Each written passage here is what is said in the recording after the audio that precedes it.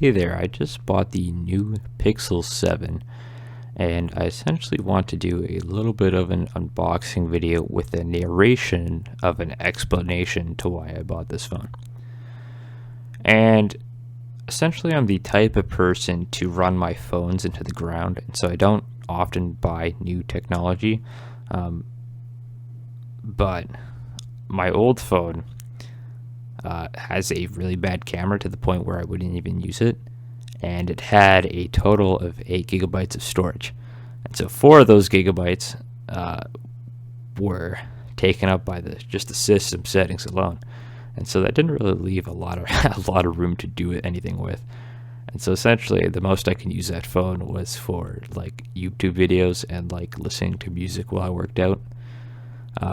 But this new phone will solve that, and it will solve the camera issue, and so now I can actually take a lot more pictures of like my real life and whatnot, and hold on to some memories or take videos in 4K for this channel, I guess, depending if that's what I use it for.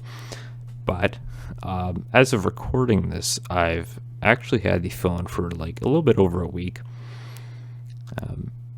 And I've already downloaded some apps. So for example, I've downloaded Medito, which is a meditation app. So I've integrated that into my morning routine, where I essentially meditate for 10 minutes a day right when I wake up, which is pretty good.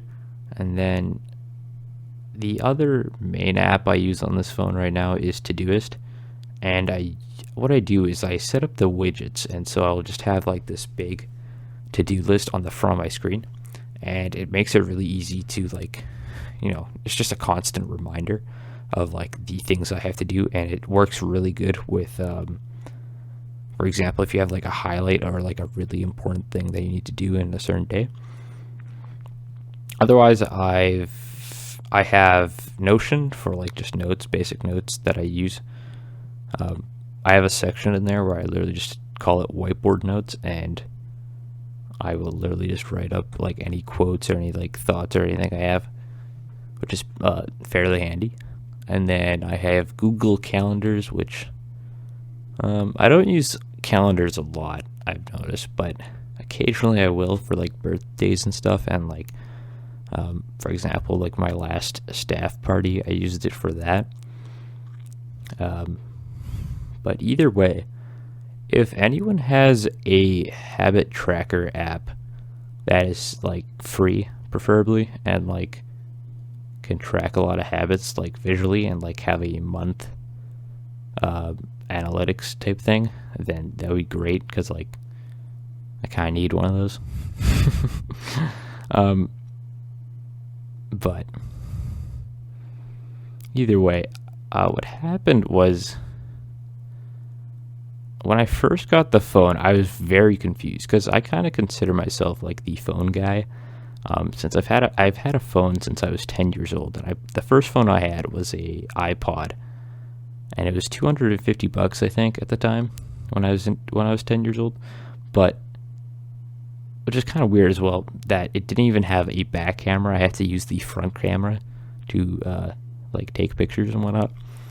But so I kind of had this thing where like I'm the phone guy and my brother was the like computer guy. But when I switched to this new phone, even like the gestures and stuff at first were like very confusing. I was like, what the hell? I have no idea what I'm doing. But yeah, otherwise I've been really enjoying the phone. The photos are like absolutely crisp. Like a spike of dopamine hits my brain every time I take a photo, I swear to God. But yeah, the thing I had a problem with my last phone was that I was spending too much time on it, so I really didn't want to do that with this phone.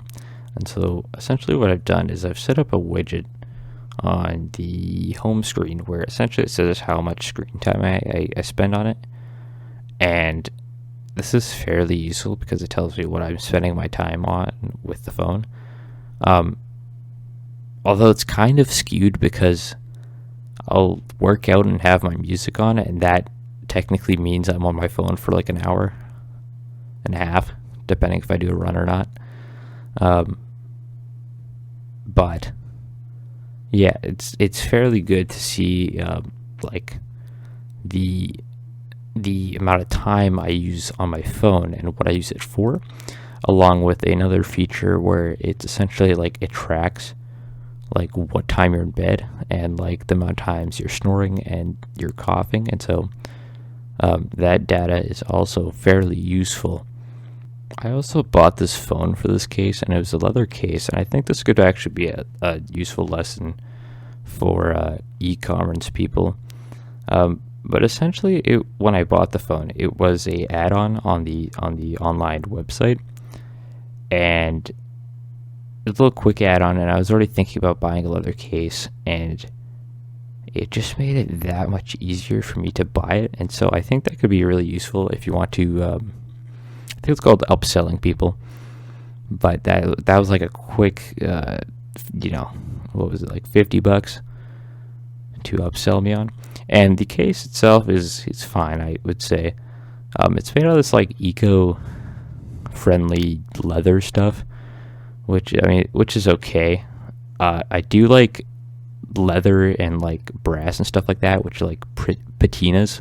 And patinas essentially mean like they have that natural looking vintage wear over time. But either way, like I like the case. I think it's fine. And yeah, that's basically my whole phone experience. I don't know if you learned anything useful from this. I hope you did. I just wanted to share this with you because like it's not often where I would buy something like a phone. But either way, thank you for watching and listening to me. But peace out, my homies, and good luck on your own self-improvement journey. Peace.